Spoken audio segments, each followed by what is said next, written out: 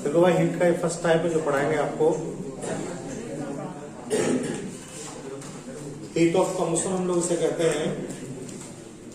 Combustion से मेरा means क्या है?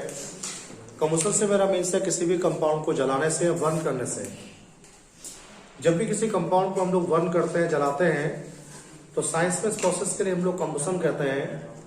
और किसी भी कंपाउंड को बर्न करने के लिए एक चीज बहुत इंपॉर्टेंट है कि आपके पास ऑक्सीजन का होना बहुत जरूरी है। अगर आपके पास ऑक्सीजन अवेलेबल है तो बहुत इजीली आप लोग उसे बर्न कर सकते हैं। देखिए, आपको ध्यान रखना है, जितने भी कम्बशन हीट होते हैं उन्हें दो तरह से हम लोग वैरी करते हैं। कम्बशन हीट को वैरी करने के लिए एक तो नॉर्मल टेम्परेचर का यूज कर सकते हैं, नॉर्मल प्रेशर का हम लोग यूज कर सकते हैं भाई। एक हम लोग एसटीपी का यूज कर सकते हैं, standard temperature pressure. Last time मैं इसके बारे में आपको डिस्कस किया, मैंने बताया कि अगर आपके पास टेम्परेचर 298 केल्विन है और प्रेशर आपके पास 1 बार है तो कंडीशन एसटीपी बन जाती है। इसे हम लोग बोलते हैं स्टैंडर्ड टेम्परेचर प्रेशर।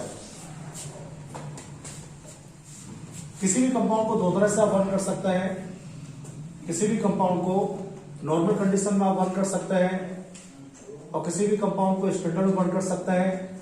लेकिन आप ध्यान रखेंगे, जब भी किसी कंपाउंड को हम लोग बर्न करते हैं तो कंपाउंड को बर्न करने के बाद ऑलवेज उससे हीट प्रोड्यूस्ड होती है, अर्थात उससे जो ऊष्मा होती है वो सदैव निकलती है।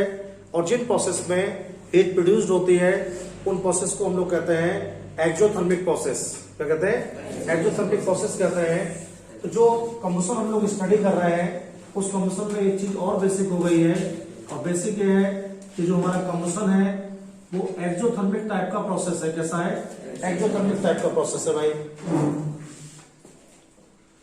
कुछ कंपाउंड की कम्बशन में आपको पढ़ाता हूं। जैसे हमारे पास कार्बन लिखा हुआ है,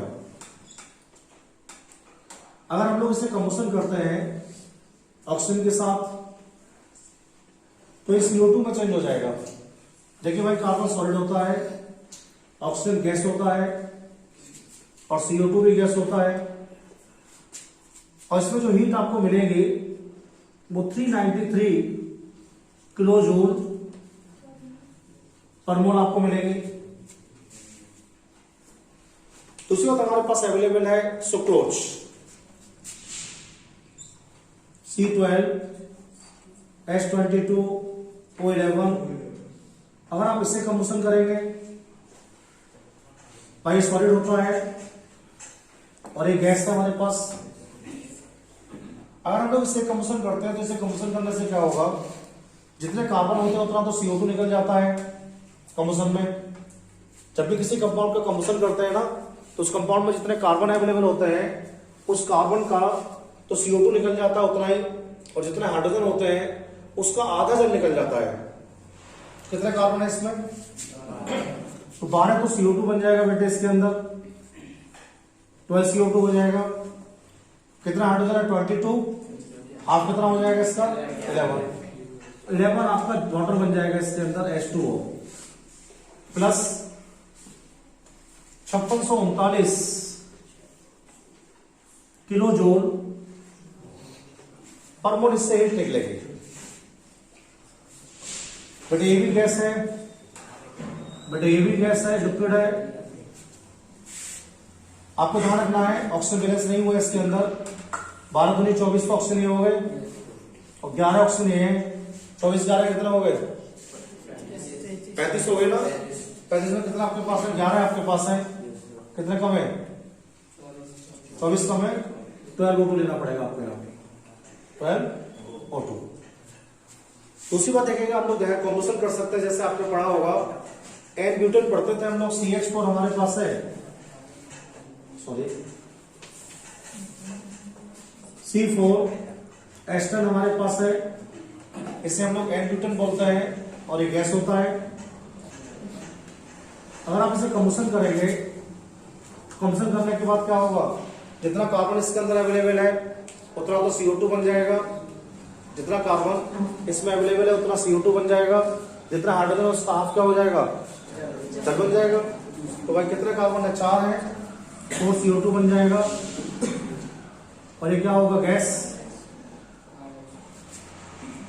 5 वाटर बन जाएंगे, H2O ये लिक्विड होगा और 2668 किलो जूल पर मोल इससे हीट निकलेगी, 2668 किलो जूल पर मोल इससे हीट निकलेगी। ये कम्बशन कर सकते हैं आप लोग, जैसे ग्लूकोज आपके पास है C6H12O6, आप इसका कम्बशन कर सकते हैं। जैसे आप इसका कम्बशन करेंगे, कम्बशन करने पर ग्लूकोज सॉलिड होता है बेटे, ये गैस है, कितने कार्बन है इसमें, 6 CO2 इससे निकल जाएगा, 6 CO2 इससे निकल जाएगा और आपको बताना है इसमें से 6H2 आपको निकल जाएगा इसमें, प्लस 2800 किलो जूल पर मोल, ये जिसमें निकलेगी। आपको बताना ये है, अभी ऑक्सीजन बैलेंस नहीं हुआ है, 6 2 12 हो गया है, 18 हो गया ना, 6 तो आपके पास है और 6 दूनी 12, ये बैलेंस हो गया। कुछ रिएक्शंस मैंने आपको बताया कम्बशन के, जैसे मैंने कार्बन का कम्बशन करके दिखाया आपके लिए, तो मैंने बताया कार्बन से जब कम्बशन करेंगे तो 393 हीट आपको निकलेगी। जब सुक्रोज का कम्बशन करेंगे तो आपके लिए 5639 किलो जूल पर मोल हीट निकलेगा। जब आप एन ब्यूटेन का करेंगे तो आपके लिए 2668 2668 निकलेगा और जब ग्लूकोज का करेंगे तो इतनी सारी उसको आपको मिलेगी। तो कम्बशन हीट क्या होती है, किसी भी सबस्टेंस के 1 मोल के लिए, किसी भी सबस्टेंस के 1 मोल के लिए जब वायु के साथ गर्म करते हैं, हम लोग जलाते हैं, किसी भी सबस्टेंस के 1 मोल के लिए जब वायु के साथ हम लोग बर्न करते हैं या फिर जलाते हैं, तो उसमें जो हीट जनरेट होती है या हीट प्रोड्यूस होती है, उस हीट के लिए हम लोग क्या बोलते हैं, कम्बशन हीट बोलते हैं। क्या बोलते हैं, कम्बशन हीट बोलते हैं। दो बात आपको ध्यान रखनी है, जब भी कभी हम लोग कम्बशन हीट को शो किया करेंगे तो एक तो डेल्टा एस से आप शो किया करेंगे सी,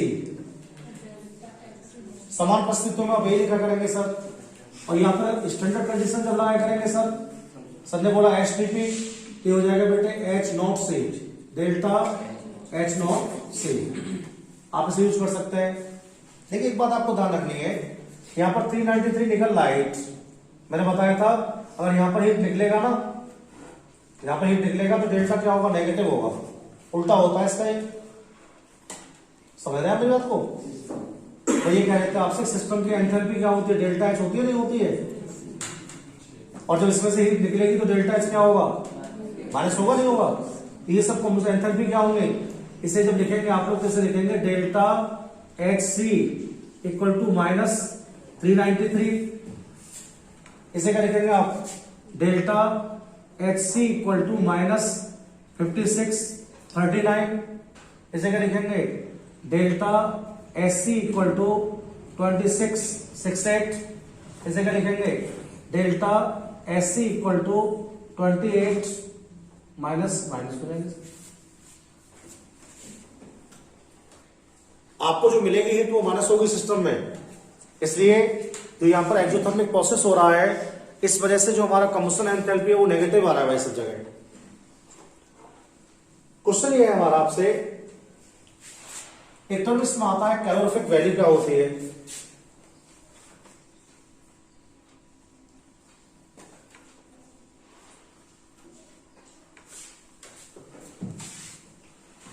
कैलोरीफिक वैल्यू को हम लोग बोलते हैं कैलोरी मान।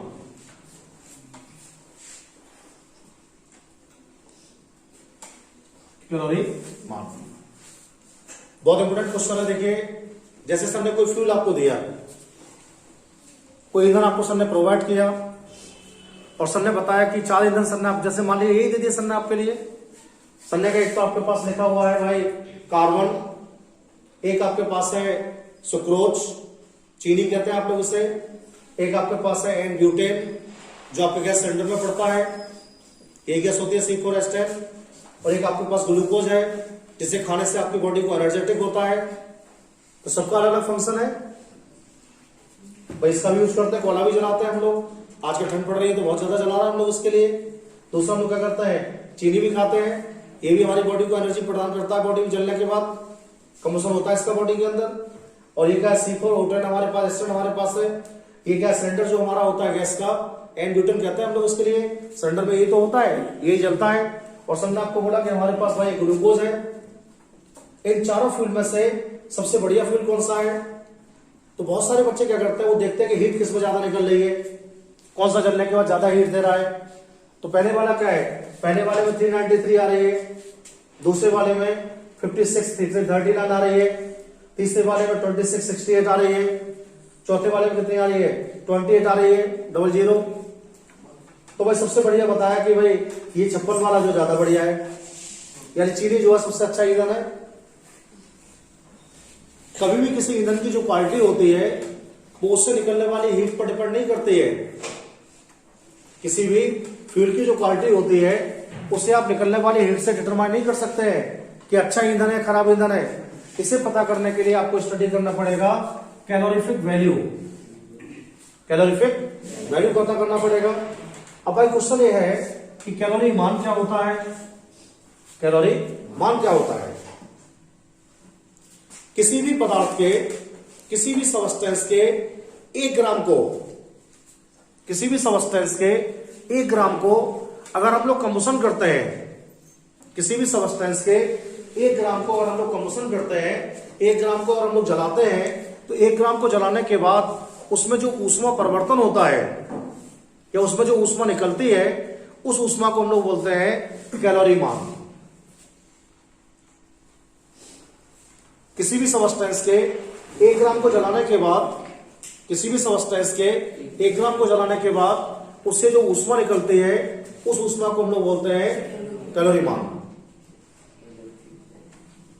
लेकिन क्वेश्चन ये है कि निकालेंगे कैसे हम लोग इसे? देखिए, जब किसी भी फ्यूल का, किसी भी ईंधन का, ये चारों ईंधन है तो चारों ही जलने के बाद एनर्जी दे रहे हैं आपके लिए।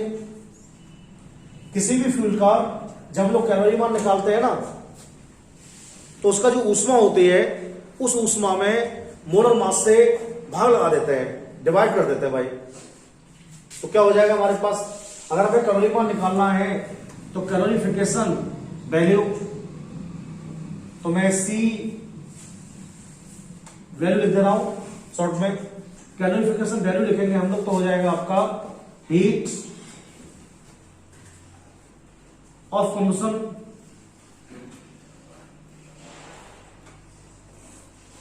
Heat of combustion upon molar mass, heat of combustion upon molar mass. Copy निकालिएगा फॉर्म आप लोग।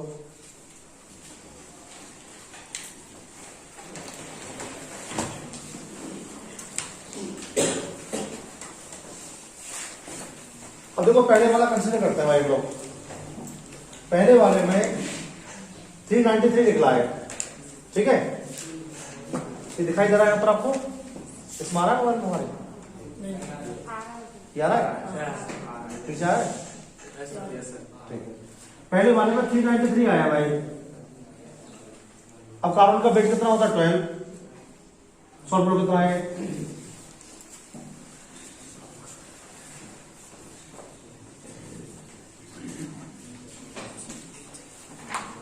393 upon 12,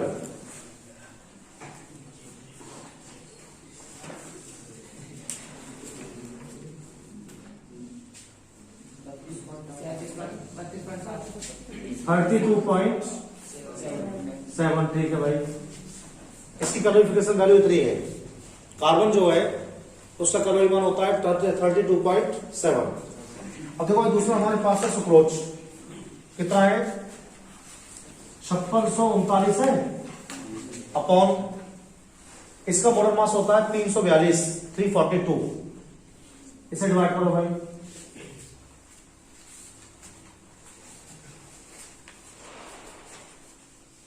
फिफ्टी सिक्स 39 को 342 से डिवाइड करो।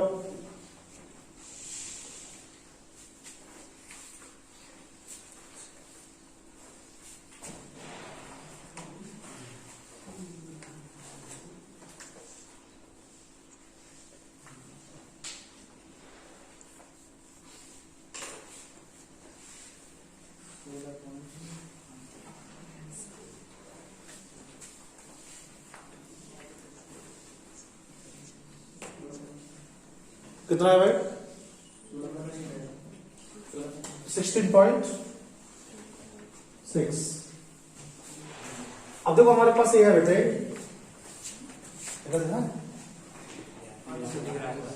ठीक है। अगला वाला है 2668, 2668, और इसका क्या है? ब्यूटेन है हमारे पास है। कार्बन का तो 12 होता है भाई, 48 और 10 58 हो गया। तो इसे 58 से डिवाइड कर दो आप।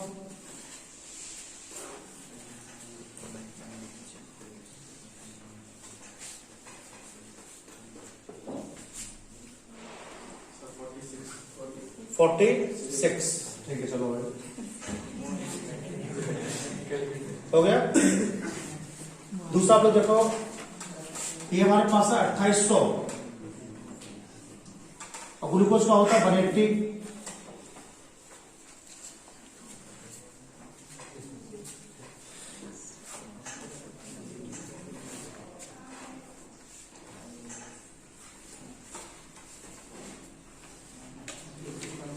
कितना हो गया?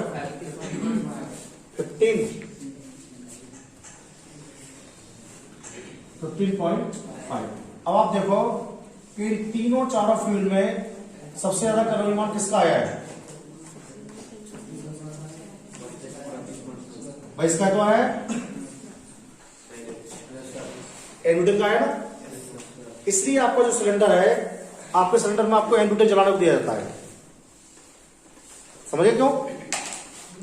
जो ईंधन, जो फ्यूल जितना ज्यादा कैलोरी मान शो करेगा, जो फ्यूल जितना ज्यादा कैलोरीफिकेशन वैल्यू शो करेगा, वो फ्यूल उतनी ही अच्छी क्वालिटी का होगा। तो समझ में आ गई बात आपको? इसे देखने से क्या लग रहा था आपको? इसे देखने से मालूम पड़ता था कि चीनी सबसे बढ़िया फ्यूल है, लेकिन कैलोरीफिकेशन वैल्यू किसका ज्यादा आया है? कैलोरीफिकेशन वैल्यू सबसे ज्यादा आया है एन-ब्यूटेन का। इसी वजह से ये फ्यूल आपके गैस सिलेंडर के अंदर होता है। बहुत सारे टीचर जब प्रैक्टिकल लेते हैं आप लोगों का, तो पूछते हैं आप लोगों से कि भाई जो आपका एलपीजी होता है उसका कैलोरीफिकेशन वैल्यू कितना होता है, बताइए आप। तो आपको बताना सर 46 के अप्रोक्स आता है इसका कैलोरीफिकेशन वैल्यू, और इसका कैलोरीफिकेशन वैल्यू क्या होता है कंपेयर देन अदर फ्यूल्स, बहुत ज्यादा होता है। इसलिए हम इसी का यूज सिलेंडर में करते हैं। तो क्या पता कर सकते हैं कंबशन से हम लोग? कंबशन से हम लोग ये पता कर सकते हैं कि किसी फ्यूल का कैलोरीफिकेशन वैल्यू कितना है, किसी फ्यूल का कैलोरीफिकेशन वैल्यू कितना है, और उससे हम लोग पता कर सकते हैं कि हमारा जो फ्यूल है उसकी क्वालिटी कैसी है। जो फ्यूल जितना अधिक कैलोरीफिकेशन वैल्यू शो करेगा, उस फ्यूल की क्वालिटी उतनी ही ज्यादा इंप्रूव होगी। सर समझ में आ गई मेरी बात आपको? अब बहुत सारे फ्यूल कैसे होते हैं, जैसे देखा होगा जो डायबिटिक पेशेंट होते हैं, 12th में हम आप लोगों को एक चैप्टर स्टडी कराएंगे केमिस्ट्री इन एवरीडे लाइफ। उसमें टॉपिक आएगा आर्टिफिशियल स्वीटनर्स। आर्टिफिशियल स्वीटनर्स आएंगे, कृत्रिम मधुरक कहते हैं ना हिंदी में हम लोग भाई। तो जो आर्टिफिशियल स्वीटनर्स होते हैं उनकी प्रॉपर्टी क्या होती है? देखा होगा आपने शुगर फ्री नेचुरा आता है, शुगर फ्री गोल्ड की टेबलेट्स आती हैं। जो डायबिटिक पेशेंट होते हैं, जिन्हें डायबिटीज होती है, एक्चुअल में क्या होता है, जैसे सैक्रिन आता है, एलाटेम आता है, एस्पार्टेम आता है। तो ये ऐसे मेडिसिन हैं, ऐसे स्वीटनर्स हैं जिनका कैलोरी मान 0 होता है। यानी अगर कोई डायबिटीज वाला व्यक्ति सैक्रिन खा ले, क्या होता है सैक्रिन? सैक्रिन जो होता है वो चीनी से 550 गुना मीठा होता है। चीनी से 550 गुना मीठा होता है। अब चीनी को जब आप कंबशन कर रहे हैं तो कितना निकलना है भाई 5639 निकलना है। लेकिन सेकेंडरी का अगर आप कंबशन करेंगे तो उसमें 0 कैलोरी आती है। इसलिए डॉक्टर कहते हैं कि जिन लोगों को डायबिटीज होती है उन्हें कैसा फ्यूल लेना है, उन्हें लेना है 0 कैलोरी वाला, जो जलने के बाद कोई भी कैलोरी ना दे। तो इन्हें क्या बोलते हैं हम लोग, ऐसे फ्यूल को बोलते हैं आर्टिफिशियल स्वीटनर्स। आर्टिफिशियल स्वीटनर्स, कृत्रिम मधुरक कहते हैं हम लोग इन्हें हिंदी में। और ये सब डायबिटिक लोगों को दिए जाते हैं क्योंकि उनका कैलोरी मान क्या होता है, 0 होता है। चीनी ले सकते हैं आप उसे, चीनी देंगे तो गड़बड़ हो जाएगा सारा मामला। चीनी से क्या हो रहा है, चीनी से 5639 आ रहा है और 4-5 चम्मच चीनी खा लिया तो शुगर और बढ़ जाएगा। तो मीठा भी खाना है, लेकिन ऐसा मीठा खाना है जिसमें कोई कैलोरी ना हो। बात कंफर्म हो गया आपको सभी। हीट ऑफ कंबशन क्या होता है मैंने आपको समझा दिया है। किसी भी सबस्टेंस के 1 मोल को अगर आप बर्न करेंगे तो जो ऊष्मा निकलेगी उसमें, उसे आप हीट ऑफ कंबशन कहने वाले हैं। मैंने आपको बताया नॉर्मल कंडीशंस में आप इसे डेल्टा एच से शो करने वाले हैं, और जब स्टैंडर्ड हो जाएंगे तो डेल्टा एच नॉट सी से शो करने वाले हैं। कुछ एग्जांपल्स मैंने आपको बता दिए हैं, और मैंने आपको बता दिया है कि जो हीट ऑफ कंबशन होता है उससे निकलने वाली हीट के लिए हम लोग क्या यूज कर सकते हैं, कैलोरीफिकेशन वैल्यू यूज कर सकते हैं। जो फ्यूल जितना ज्यादा कैलोरीफिकेशन वैल्यू शो करेगा उस फ्यूल की क्वालिटी उतनी क्या होगी, अच्छी होने वाली है। देखिए भाई दूसरे टाइप आपको पढ़ाते हैं।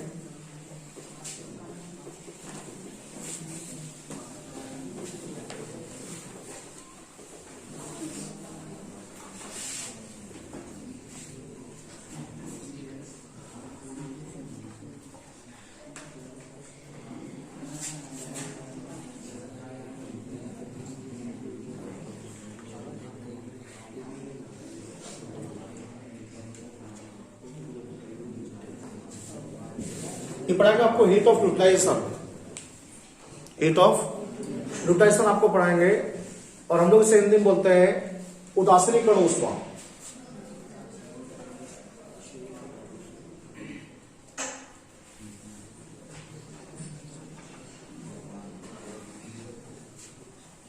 हीट का दूसरा टाइप बेटे न्यूट्राइजेशन क्या होता है। तो अभी हम इस चैप्टर से आगे चैप्टर पढ़ाएंगे आपको इक्विलिब्रियम। उसमें बताएंगे कि भाई एसिड क्या होते हैं, बेस क्या होते हैं, एक्चुअल में क्या होता है। जैसे HCl हमारे पास है भाई,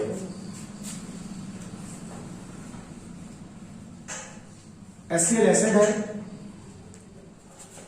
बेटे NaOH हमारे पास है, ये बेस है। इसलिए एसिड है कि सॉल्यूशन में जब बोलेंगे ना आप लोग इसे एक्वस करेंगे, इसे हम लोग सॉल्यूशन में HI प्रोवाइड कर देगा तुरंत ही। और बेटे जब आप इसे डिजोल्व करेंगे सॉल्यूशन के अंदर तो ये OHI प्रोवाइड कर देगा। तो एसिड्स क्या है, जो HI प्रोवाइड करते हैं, और बेस क्या है, जो OHI प्रोवाइड करते हैं। अगर आपके पास कोई एसिड है और आपके पास कोई बेस है, तो एसिड से तो आपको बेटे HI मिल जाएगा और बेस से आपको OHI मिल जाएगा। और जैसे ही आप इन दोनों को मिलाएंगे ना, तो इन दोनों को मिलाने के बाद क्या होगा, आपको वाटर बनेगा। और बेटे वाटर की जो टेंडेंसी होती है वो न्यूट्रल टाइप की होती है, जिसे हम लोग हिंदी में बोलते हैं उदासीन। एक बहुत सिंपल बात हो गई। अगर कोई एसिड किसी बेस से रिएक्ट होता है, अगर कोई एसिड किसी बेस से रिएक्ट होता है, देखो भाई हमारे पास ये एसिड है और ये बेस है। जब भी कोई एसिड बेस से रिएक्ट होगा तो एसिड बेस से रिएक्ट होते समय बेटे न्यूट्रल वाटर का फॉर्मेशन जरूर करेगा।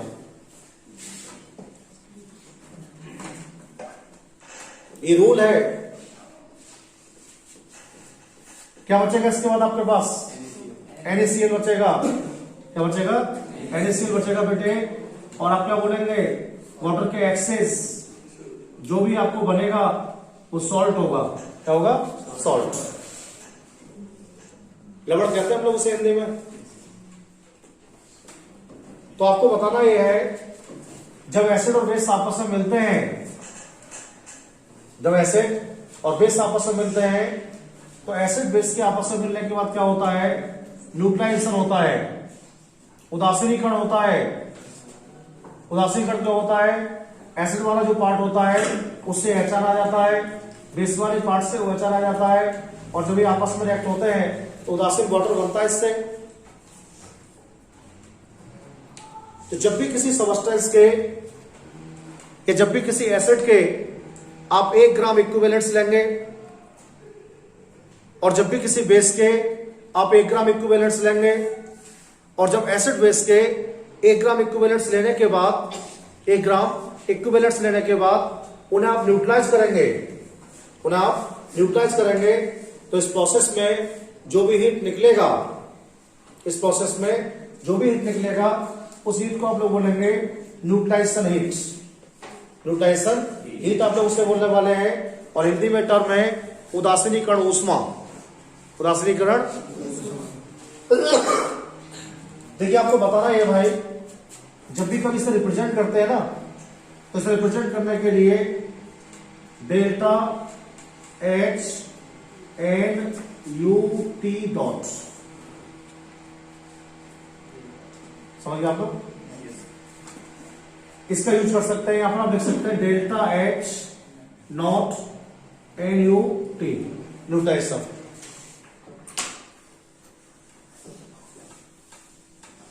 कुछ एग्जाम्पल हम बताते हैं इसके, देखो आपके लिए।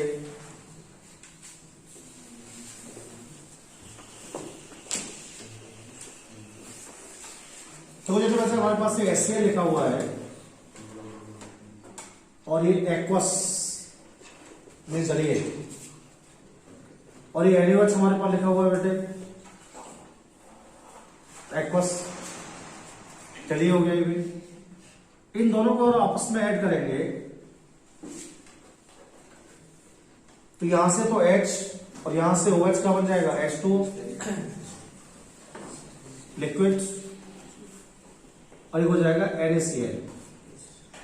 सॉल्यूट होता है।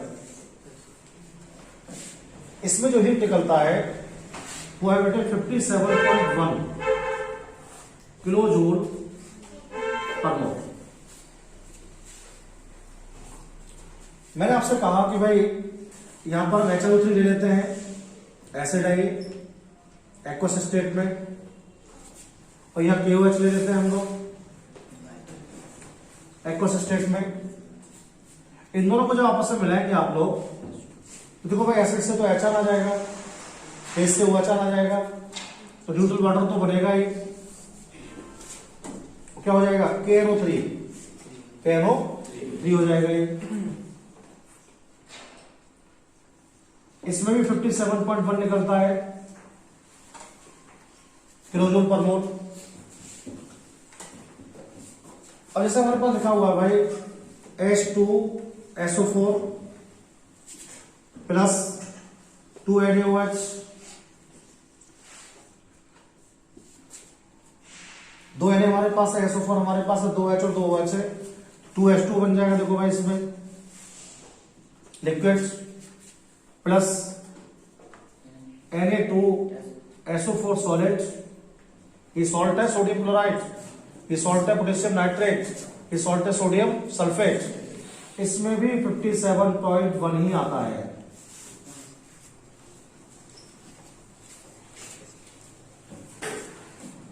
लेकिन अगर आपके पास लिखा हुआ है बेटे NH4OH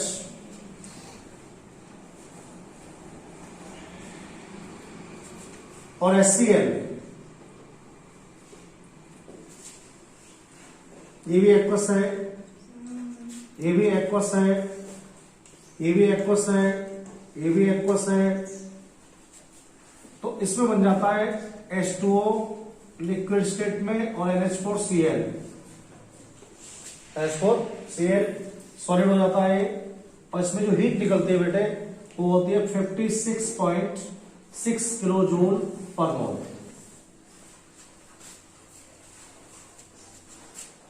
चार केमिकल रिएक्शन मैंने ड्रॉ कर दिए, नोट कर दिए बेटे। इन चारों में डिफरेंस क्या है और सिमिलरिटी क्या है? Acid base, acid base, acid base, acid base, इस समय मैं एसिड बेस को मिला रहा हूं, तो क्योंकि एसिड से क्या मिल जाएगा मेरे को, HN मिल जाएगा, और बेस से क्या मिल जाएगा, OHI। और जब HR OH मिलेंगे तो क्या हो जाएगा, न्यूट्रल हो जाएगा, तभी तो न्यूट्रलाइजेशन बोलेंगे। तभी तो मैं आपसे कह रहा था किसी भी सबस्टेंस के 1 ग्राम इक्विवेलेंट्स को आपस में ऐड करने के बाद जब न्यूट्रलाइज करते हैं तो उसमें जो हीट प्रोड्यूस होती है, उस प्रोड्यूस हीट के लिए क्या बोलते हैं हम लोग, उस प्रोड्यूस हीट को बोलते हैं heat of neutralisation. Heat of neutralisation बोलते हैं हम लोग। अब आपको ध्यान रखना है कि जो मैं आपको हीट ऑफ न्यूट्रलाइजेशन के एग्जांपल बता रहा हूं उनमें क्या प्रॉब्लम आ रही है। प्रॉब्लम ये है, इन तीनों केमिकल रिएक्शंस को आप चेक कीजिएगा, इन तीनों केमिकल रिएक्शन में हीट ऑफ न्यूट्रलाइजेशन का वैल्यू 57.1 आया है भाई, 57.1 आया है, लेकिन ऊपर वाले में 56.6 आ रहा है।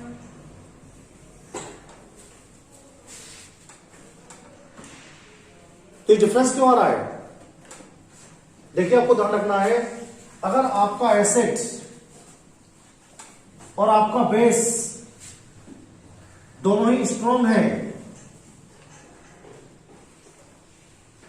स्ट्रॉन्ग से मेरा मीन्स क्या है, पानी में बहुत तेजी से घुलते हैं तो प्रबल है। अगर आपका एसिड और आपका बेस दोनों ही स्ट्रॉन्ग है तो ऐसी कंडीशन में किसी भी कंपाउंड्स के लिए heat of neutralisation always will be constant. और कितना होता है, 57.1,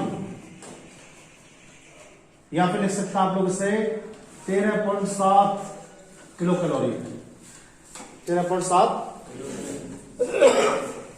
हर किसी एग्जाम में क्वेश्चन आता है, प्रबल अम्ल और प्रबल क्षार के लिए हीट ऑफ न्यूट्रलाइजेशन होता है, कैलोरी में लिखा होगा 13.7 लिखा होगा, कांस्टेंट होता है, और जूल में लिखा होगा तो कितना होगा किलो जूल में, 57.1 लिखा होगा। इन आंसर पे ही टिक करना है सर आपके लिए। हर किसी एग्जाम में क्वेश्चन आता है, आप किसी का एग्जाम देंगे सब में क्वेश्चन आता है कि भाई स्ट्रॉन्ग एसिड स्ट्रॉन्ग बेस के लिए हीट ऑफ न्यूट्रलाइजेशन कितना होता है, तो आप ध्यान रखेंगे 13.7 होता है किलो कैलोरी में और 57.1 होता है किलो जूल पर मोल में। लेकिन अगर इन दोनों में से कोई भी कंपोनेंट वीक हो गया, अगर इन दोनों में से कोई भी कंपोनेंट वीक हो गया, जैसे HCl तो स्ट्रॉन्ग होता है, लेकिन जो NH4Cl आपके OH आपके पास लिखा हुआ है बेटे, इसका टेंडेंसी वीक होता है, ये कम बोलता है। इससे क्या होगा, जब आप इसे पानी में घोलेंगे तो इसमें HN तो ज्यादा बन रहे होंगे, लेकिन OH इसमें कम बन रहे होंगे बेटे, फिर लो होगी क्वांटिटी इनकी, इसी क्वांटिटी क्या होगी, हाई होगी।